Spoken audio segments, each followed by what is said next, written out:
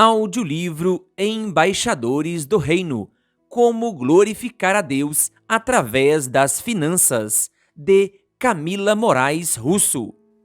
Capítulo 7: Primeiros passos para a organização financeira.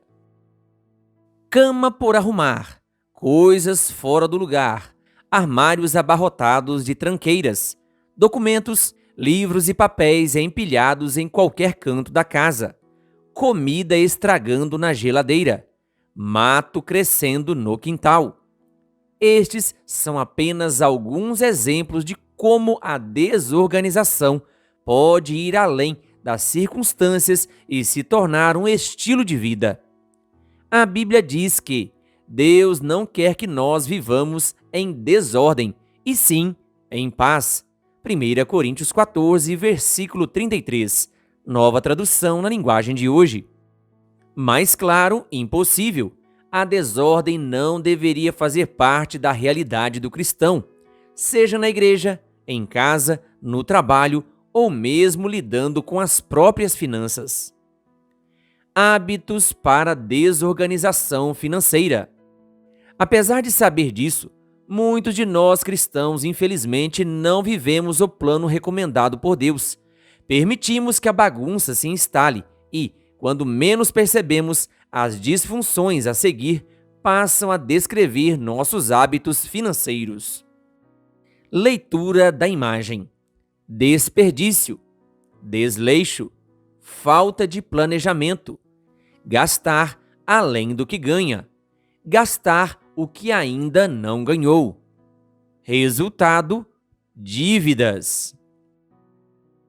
Desperdício não tem que ver somente com torneira vazando, luzes acesas sem necessidade e comida jogada no lixo. Desperdício também ocorre quando pagamos a academia e não frequentamos, compramos livros e não lemos, parcelamos em vez de pagar à vista com desconto. Acontece quando somos multados por infringir uma lei de trânsito, ou quando, por descuido, deixamos uma conta vencer e pagamos juros. Juros e multas, aliás, são formas muito comuns e dispendiosas de desperdiçar dinheiro. Desleixo é uma característica bastante presente na vida de quem está com as finanças bagunçadas. Não que a pessoa seja irresponsável com os gastos, mas sim descuidada, desatenta. Em geral, ela até faz alguma ideia de quanto representam as suas contas mais relevantes, como aluguel, água, energia, mensalidade escolar, mas não se preocupa em manter uma anotação básica das entradas e saídas de cada mês, nem em conferir extratos, boletos e faturas. Pequenas despesas lhe passem despercebidas, enquanto novos gastos são incorporados sem muito critério. No fim, o dinheiro acaba, sem que se saiba para onde foi. Falta de planejamento é viver o hoje, como se não houvesse amanhã. Essa é uma prática muito perigosa para as finanças, tanto do indivíduo como das pessoas que dependem dele. Gastar além do que ganha é romper o limite do que a própria renda é capaz de suprir. Isso ocorre toda vez que a pessoa mantém um padrão de vida incompatível com suas receitas. De onde virá o dinheiro para bancar a diferença entre o pouco que entrou e o muito que saiu? De um empréstimo junto a um credor, dívidas; do calote a um fornecedor, contas em atraso; ou de sonegar o fisco, fraude. Em alguns casos, quando possível, pode vir também da ajuda de parentes. Não é raro observar filhos adultos, maduros, com carreiras encaminhadas e famílias formadas, ainda dependendo de receber suporte financeiro dos pais. Gastar o que ainda não ganhou é se comprometer com parcelas de dívidas, esperando manter ao longo de meses a mesma condição de renda e estabilidade desfrutada no presente. Essa prática é comum, especialmente na compra de bens de maior valor, já que muitos se consideram incapazes de conquistar patrimônio sem contrair dívidas. O que elas não sabem é que, com paciência, planejamento e disciplina para poupar e investir mês a mês, poderiam juntar o suficiente para adquirir bens e realizar sonhos sem dívidas, como veremos neste livro. Em suma, perceba como existe uma progressão entre os primeiros e os últimos hábitos da desordem financeira, todos, enfim, desaguando nas dívidas. Disso concluímos que um esforço para organizar as finanças dificilmente terá efeito duradouro se não for atacado na origem, inclusive permeando outras áreas com as quais as finanças se comunicam.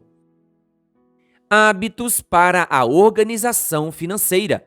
Por simples que pareça, a organização financeira não se dá a partir de números, mas de hábitos. Assim, tudo que estiver sob sua competência deve estar em ordem. Cabe reforçar, além de ser contra a vontade de Deus, a bagunça é como um ralo por onde escorre uma imensa quantia de dinheiro. Por isso, precisa ser urgentemente combatida. Nesse sentido, em relação às finanças, a seguir apresento 10 boas práticas simples e úteis. Tenha um plano de compras. Vá à despensa e à geladeira antes de ir às compras. Avalie o que está estocado há muito tempo. Se ainda não foi consumido, programe-se para consumir. Se está vencido, descarte e reflita se deve comprar de novo. Por fim, formule uma lista do que é necessário. Tenha uma agenda de compras. Evite ir ao mercado, feira e açougue em dias aleatórios. Transitar pelas prateleiras irá favorecer que você compre coisas que não foram planejadas. Escolha um dia da semana ou da quinzena para ir às compras, de preferência aquele em que geralmente há promoções. Esteja atento ao que compra. Nem tudo o que é barato é bom. Avalie com cautela tanto a qualidade como a quantidade do que pretende comprar.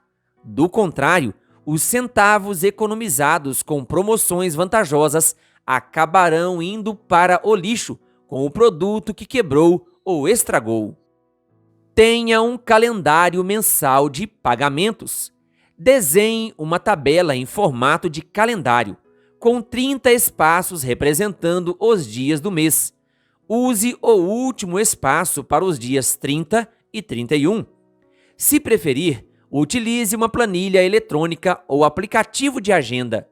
O importante é que você consiga visualizar o cronograma de todas as contas e compromissos financeiros que deve honrar dentro de cada mês, com seus respectivos valores. Os dias com os maiores ou mais vencimentos são os mais críticos. Esteja atento.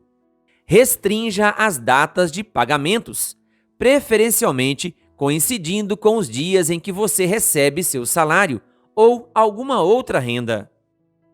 Procure reunir os vencimentos dos seus compromissos em torno de 1 ou, no máximo, 3 dias do mês. Evite ter compromissos vencendo em vários dias diferentes do mês, pois você pode esquecer de pagar alguma conta. Crie um calendário anual de pagamentos. Da mesma forma como no calendário mensal, faça um levantamento das contas que são anuais, como impostos, matrícula escolar, férias e revisão do carro. Some os valores desses compromissos com base no histórico de anos anteriores e procure poupar mês a mês a quantia correspondente a 1/12 do total. Fazendo assim, aos poucos você irá formar uma provisão destinada a pagar essas despesas sazonais e sem desequilibrar o seu orçamento. Verifique as cobranças que recebe. Confira atentamente cada conta a pagar, especialmente as faturas de cartão de crédito. Identificada qualquer inconsistência, conteste a tempo. Do contrário, estando tudo certo, confirme o respectivo pagamento e armazene os comprovantes em uma pasta específica, conforme a necessidade, sem misturar com outros papéis. Utilize a tecnologia a seu favor. Os bancos geralmente oferecem ferramentas que facilitam o processo de organizar as contas a pagar, tais como o agendamento de pagamentos e o débito automático. Procure conhecer essas ferramentas e as utilize ao máximo, certificando-se sempre de possuir saldo suficiente na conta corrente para honrar cada pagamento no dia do respectivo vencimento. Acompanhe seu extrato bancário. Confira seu extrato regularmente, ao menos uma vez por semana, para se assegurar de que todos os pagamentos previstos foram processados corretamente. Caso identifique qualquer erro, tome as providências necessárias. Reduza a quantia de contas correntes e cartões de crédito. Além de custoso, manter várias contas e cartões dificulta o processo de conferir para onde está indo o dinheiro. Limite-se a ter uma ou duas contas, preferindo sempre a instituição que entrega a melhor relação custo versus benefício. Igual raciocínio vale para o cartão de crédito. As atividades acima servem ao propósito de organizar compras, contas e pagamentos. Elas ajudam bastante no processo de acompanhar e controlar gastos, sabendo exatamente quais são, quando ocorrem e quanto representam. Esse é apenas o primeiro passo. O próximo consiste em refletir sobre cada um desses gastos. Reflita sobre seus gastos. Geralmente fazemos isso apenas quando eles não cabem no orçamento, assunto sobre o qual falaremos no próximo capítulo.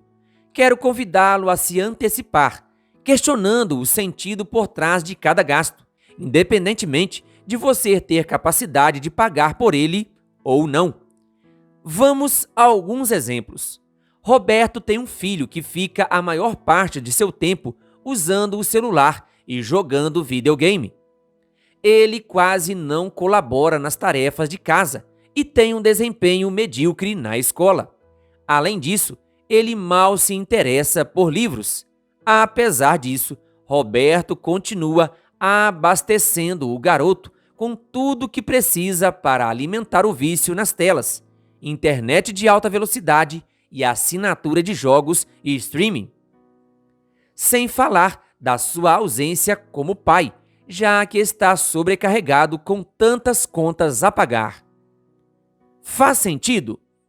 Adolfo, detalhando todos os seus gastos, descobre que nos últimos meses não saiu sequer uma vez com a esposa para um jantar a dois. Em contrapartida, ele teve momentos especiais de celebração com parentes e amigos.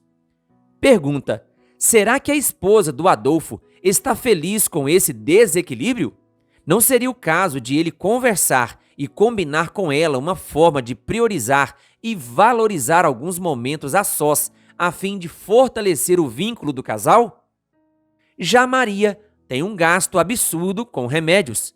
A conta da farmácia é sempre elevada, todos os meses.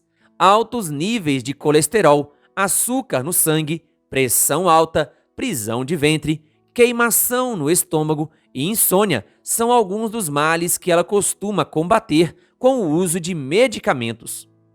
Em contrapartida, Maria se alimenta muito mal, com uma dieta rica em gorduras e pobre em vitaminas e fibras, além de não praticar atividade física, trocar a água por refrigerantes, não dispensar o café e ir tarde para a cama.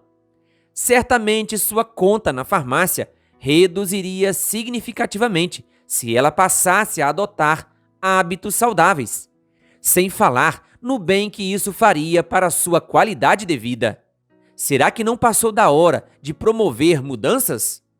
Giovana e Mauro capricharam nos presentes e celebrações do último final de ano.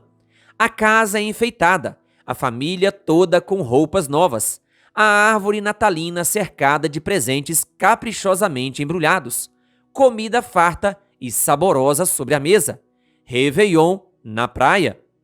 Tudo perfeito. Em contrapartida, os primeiros meses do ano que se inicia já estão sobrecarregados de dívidas. Afinal, foi-se todo o 13º salário do casal e o restante das compras realizadas foi parcelado no cartão de crédito, já que eles não tinham dinheiro para pagar à vista.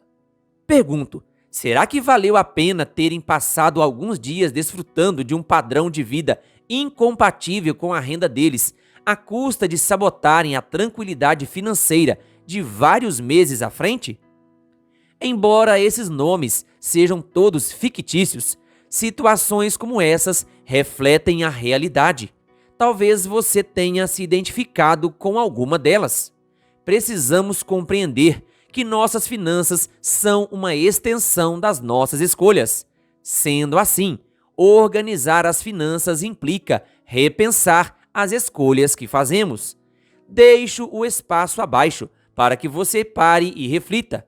Utilize as linhas abaixo e responda: quais escolhas têm sido acertadas? Quais você precisa reverter? Quais precisam sair dos planos para a prática?